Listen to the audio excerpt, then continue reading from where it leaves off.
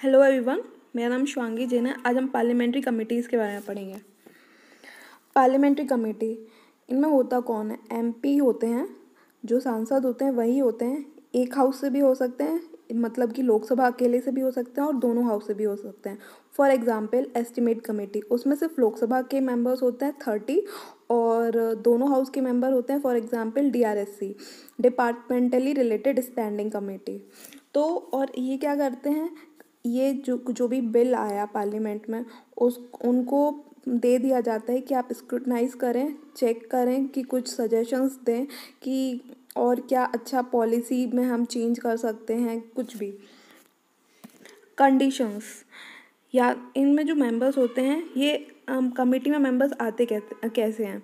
या तो इन्हें अपॉइंट किया जाता है, इलेक्ट किया जाता है बाय द हाउस, या तो फिर नॉमिनेट करते हैं कौन? स्पीकर या चेयरमैन, और लोकसभा के या राज्यसभा के। और ये वर्क किसके डायरेक्शन में करते हैं? स्पीकर और चेयरमैन के डायरेक्शन में ही, अंडर में काम करते हैं। और ये अपनी रिपोर्ट हाउस में प्रेजेंट करते हैं स्पीकर को और चेयरमैन को, और has a secretariat provided by the Lok Sabha and the Rajya Sabha. Advantages क्या होते हैं? अब कोई भी बिल आया उसको पार्लियामेंट्री कमेटी चेक करेगी पॉलिसी की, अच्छी सरकार अच्छी पॉलिसीज लाई है कि नहीं। तो इससे एक अकाउंटेबिलिटी भी रहेगी कि अगर कुछ गलत है तो they can suggest, free from party bias, कि ऐसा नहीं है कि एमपी और मिनिस्टर इसमें जो होते हैं एमपी होते हैं। अब ऐसा नहीं कि सिर्फ एक ही पार्टी के हैं, और अपोजिशन पार्टीज़ के भी मेंबर्स होते हैं। तो फ्री फ्रॉम पार्टी बायस इन कुछ हद तक तो होते ही है, बट वैसे बोला जाए तो पार्टी बायस से फ्री होता है। Keeping ministers in check, ministers को चेक कर सकते हैं। ज़्यादातर जो पार्लियामेंट्री कमेटीज़ होती हैं उनमें मिनिस्टर्स मेंबर्स नहीं होते हैं, तो मिनिस्टर्स को चेक, बोला जाता है ना कि executive is responsible to the legislature. तो लेजिस्लेचर दोनों ही, एग्जीक्यूटिव भी एमपी हैं और लेजिस्लेचर भी, बट जो मिनिस्टर्स होते हैं वो एग्जीक्यूटिव होते हैं। तो इस तरह से लेजिस्लेटर उन पर चेक रख सकते हैं through parliamentary committees. Expertise of MP can be obtain. Limitations क्या हैं? Financial committees conduct a postmortem examination of account. Financial committees for example estimate committee, public account committee, तो ये क्या करते हैं? एग्जामाइन करती हैं जो भी खर्चा हुआ है। लेकिन ये पोस्टमार्टम होता है कि एक बार एक्सपेंडिचर हो गया, खर्च जो पैसा खर्च होना था वो हो गया, उसके बाद वो उसको पोस्टमार्टम करती हैं। पहले नहीं उस रिपोर्ट को मतलब उसको देखते, बाद में देखते हैं। तो इसलिए बोला postmortem examination of account. Can not intervene in the matters of day to day administration. जो भी, जैसे कि कोई जो भी पार्लियामेंट में काम चल रहा है तो वो डे टू डे मैटर में एडमिनिस्ट्रेशन, पार्लियामेंट के एडमिनिस्ट्रेशन में इंटरवीन नहीं करते हैं। रिकमेंडेशंस आर एडवाइजरी, और जो भी ये पार्लियामेंट्री कमेटी एडवाइस देती हैं, सजेशन देती हैं, वो बाइंडिंग नहीं होती मिनिस्टर्स पे, वो उनकी मर्जी है, वो उनको मानना है नहीं मानना है। Not executive bodies and hence can not issue an order. वो एग्जीक्यूटिव बॉडीज़ नहीं है। एग्जीक्यूटिव बॉडीज़ वो होते हैं जो सरकार बनाते हैं, जैसे कि ministers including prime minister, president, ये एग्जीक्यूटिव बॉडीज़ हैं। तो ये ऑर्डर नहीं दे सकते एमपीज़ को। दो टाइप की कमिटीज़ होती हैं, एक type of on the basis of duration, तो एडहॉक कमेटी और standing committee, and on the basis of membership select committee होती है और जॉइंट कमेटी होती है। पहले हम ड्यूरेशन के बेसिस पे कितने टाइप की कमिटीज़ होती है, एडहॉक और स्टैंडिंग। एडहॉक मतलब टेम्परेरी, कि कोई एक स्पेसिफिक पर्पस के लिए वो कमेटी बनाएगी और जब वो पर्पस ख़त्म हो जाता है तो उसको ख़त्म भी कर दिया जाता है कमेटी को। स्टैंडिंग कमेटी परमानेंट होती हैं, 1 साल के लिए बनाई जाती हैं हर साल, और ये 6 कैटेगरी की होती है, अभी हम आगे पढ़ेंगे। टाइप्स, सिलेक्ट कमेटी मतलब कि सिर्फ एक ही हाउस है। फॉर एग्जांपल एस्टिमेट कमेटी, इसमें सिर्फ लोकसभा के मेंबर्स होते हैं 30, तो ये select committee, only members of one house. और जॉइंट कमेटी में दोनों हाउस के मेंबर्स होते हैं, जैसे पब्लिक अकाउंट कमेटी और DRSC, departmentally related standing committee, तो इसमें लोकसभा के भी मेंबर्स होते हैं और राज्यसभा के भी मेंबर्स होते हैं। स्टैंडिंग कमेटी में ये 6 तरह की स्टैंडिंग कमेटी होती है जो हर साल बनाई जाती है, जिसमें से ये 2 इम्पॉर्टेंट है। फाइनेंशियल कमिटीज़, इसका फर्दर डिवीजन है, एंड डिपार्टमेंटल स्टैंडिंग कमेटी, ये जब बजट आता है तो बजट पहले तो प्रेजेंट कर किया जाता है लोकसभा में, उसके बाद डिस्कशन होता है लोकसभा राज्यसभा दोनों में, उसके बाद उसको 4 से 5 हफ्ते के लिए डिपार्टमेंटली रिलेटेड स्टैंडिंग कमेटी को दे दिया जाता है ताकि वो जांच कर सके, जो भी पॉलिसीज़ है कुछ सजेस्ट कर सके। फाइनेंशियल कमेटी 3 तरह की होती हैं, एक public account committee, estimate committee and committee on public undertakings.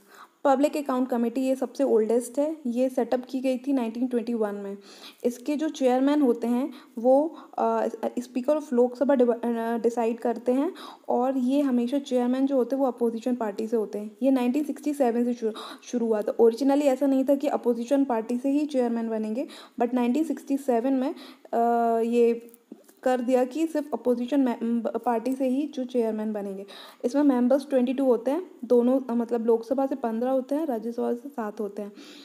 इनका फंक्शंस क्या होता है कि examine the appropriation account and finance account of the union government. जो यूनियन गवर्नमेंट है उनकी अप्रोप्रिएशन अकाउंट और फाइनेंस अकाउंट को एग्जामाइन करती है, और जो सीएजी की रिपोर्ट होती है उसको भी एग्जामाइन करती है। और जो पब्लिक अकाउंट कमेटी होती है, कहा जाता है कि जो सीएजी होते हैं कि is the friend philosopher and guider to the PAC. Prelims 2007 का एक क्वेश्चन देखते हैं। The chairman of the committee on public account is appointed by the Speaker of the Lok Sabha. Yes, it is true. The committee on public account comprises members of Lok Sabha, members of Rajya Sabha and a few eminent person of interest. No, सिर्फ लोक सभा और राज्य सभा से ही members होते हैं, industry trade के members नहीं होते। तो सेकेंड स्टेटमेंट क्या हो जाएगी? False. Which of the following given वो is correct? Only one, A is the answer. Estimate committee setup first in 1921, ये 1921 में ही लाई गई थी। इसमें सिर्फ लोकसभा के मेंबर्स होते हैं, राज्यसभा से कोई मेंबर नहीं होता। इनका फंक्शन क्या होता है? To report what economies improvement in organisation efficiency and administration reform consistent with the policies underlying this. ये क्या करते हैं? जो भी जैसे कि पॉलिसी है, बिल है, उसको ये जांच करते हैं। और फिर अब इसमें तो लोकसभा के मेंबर्स हैं, लोकसभा, एक second,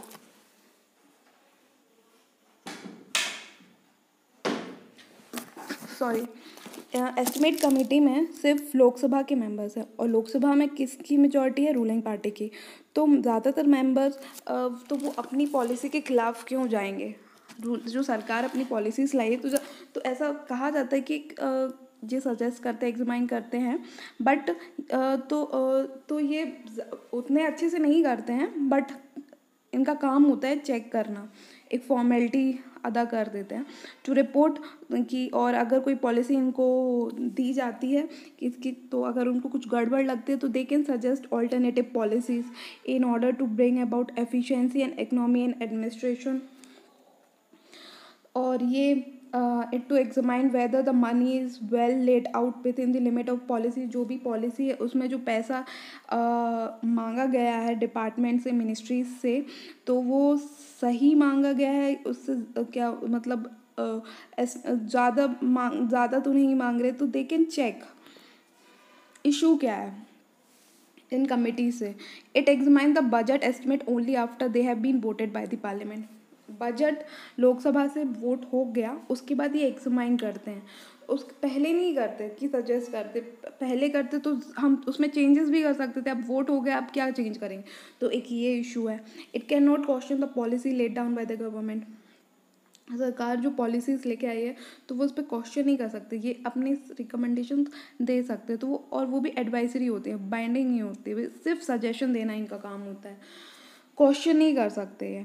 it examine every year only certain selected ministries and department. अब इतनी सारी मिनिस्ट्रीज हैं, इतने सारे उनके अंदर डिपार्टमेंट्स हैं, तो ये सिलेक्टेड मिनिस्ट्रीज और डिपार्टमेंट की हर साल जो पॉलिसी जो भी वो काम देते हैं उसको एग्जामाइन करते हैं। It like the expert at assistance of the CAG. जैसे पब्लिक अकाउंट कमेटी थी उसमें सीएजी हेल्प करते हैं, लेकिन इसमें सीएजी हेल्प नहीं करते एस्टिमेट कमेटी में, which is available to the public account committee. Departmentally related standing committee, ये 1993 में शुरू हुआ था, और ओरिजिनली इसमें 17 DRSC थी। अभी कितनी कमेटीज़ है? 24 है। इसमें 31 टोटल मेंबर्स हैं, 21 लोकसभा से एंड 10 राज्यसभा से। अंडर लोकसभा 24 कमिटीज़ हैं, तो लोकसभा के अंडर 16 आती हैं एंड राज्यसभा के अंडर 8 आती हैं, और ये डिवाइड है मिनिस्ट्रीज। फंक्शंस क्या है? स्क्रूटनाइज बजट, एक बार बजट प्रेजेंट हुआ सबसे पहले लोकसभा में, उसके बाद डिस्कशन हुआ दोनों हाउस में, उसके बाद 4 से 5 हफ्ते के लिए बजट को डीआरसी के पास भेज दिया जाता है जांच के लिए, टू स्क्रूटनाइज, ताकि जब उस पर वोट हो सके, तब कि वापस जब उस पर वोट करे लोकसभा तो उस पर डिबेट हो सके effectively. Examine bill refer to it by the parliament, जो भी पार्लियामेंट उनको बिल रेफर करते हैं वो उसको चेक करते हैं। Consider long term basic policy document, जो भी लॉन्ग टर्म पॉलिसीज़ होती है मिनिस्ट्रीज़ की, डिपार्टमेंट की, उनको वो कंसिडर करते हैं, उनको चेक करते हैं। कंसिडर करते हैं annual report of ministries and department, जो भी वो एनुअल रिपोर्ट देते हैं उनकी जांच करते हैं।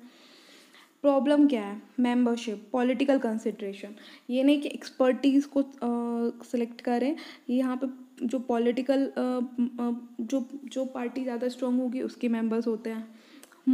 मोस्टली अटेंडेंस पुअर होती है, मीटिंग इरेगुलर होती है। वाई? क्योंकि मेंबरशिप कॉमन है, वही मेंबर हर कमेटी में है, तो poor attendance, poor meeting irregular. Government usually in a hurry to get the bill pass, सरकार जो होती है वो जल्दबाजी में रहती है कि बिल जल्दी पास हो जाए। जैसे कि अभी रिसेंटली राज्यसभा में 3 बिल पास कर दिए, अपोजिशन प्रेजेंट भी नहीं थी फिर भी। और recommendation not usually accepted by the ministry, और जो रिकमेंडेशन होती हैं वो बाइंडिंग नहीं होती, यूजली एडवाइजरी होती हैं।